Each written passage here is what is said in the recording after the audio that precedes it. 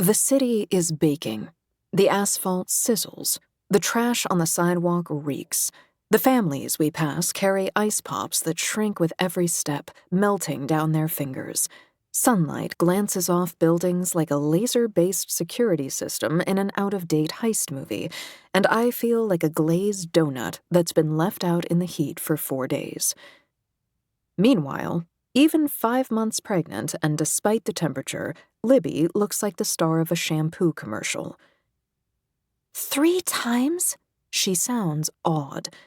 How does a person get dumped in a full lifestyle swap 3 times? Just lucky, I guess, I say. Really, it's 4, but I never could bring myself to tell her the whole story about Jacob. It's been years, and I can still barely tell myself that story. Libby sighs and loops her arm through mine.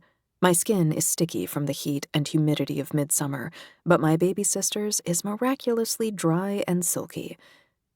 I might have gotten Mom's 5 feet and 11 inches of height, but the rest of her features all funneled down to my sister, from the strawberry gold hair to the wide Mediterranean sea blue eyes and the splash of freckles across her nose. Her short, curvy stature must have come from Dad's gene pool. Not that we would know. He left when I was 3 and Libby was months from being born. When it's natural, my hair is a dull, ashy blonde, and my eyes' shade of blue is less idyllic vacation water and more last thing you see before the ice freezes over and you drown. She's the Mary Ann to my Eleanor, the Meg Ryan to my Parker Posey. She is also my absolute favorite person on the planet. Oh, Nora. Libby squeezes me to her as we come to a crosswalk, and I bask in the closeness.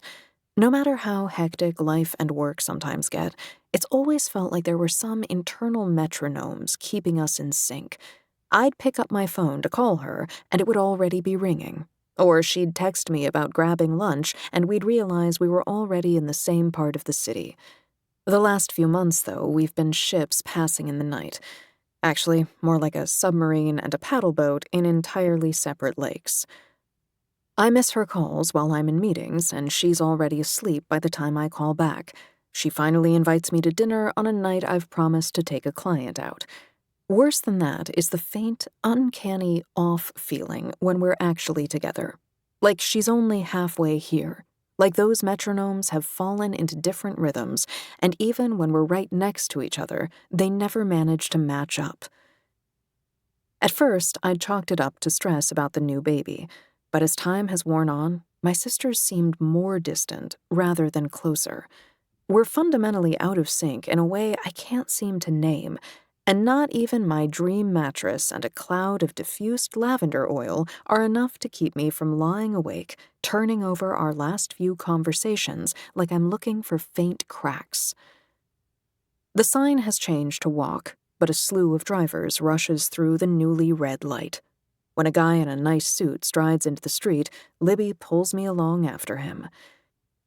It's a truth universally acknowledged that cab drivers won't clip people who look like this guy. His outfit says, "I am a man with a lawyer." Or possibly just, "I am a lawyer." I thought you and Andrew were good together, Libby says, seamlessly re-entering the conversation. As long as you're willing to overlook that my ex's name was Aaron, not Andrew. I don't understand what went wrong. Was it work stuff?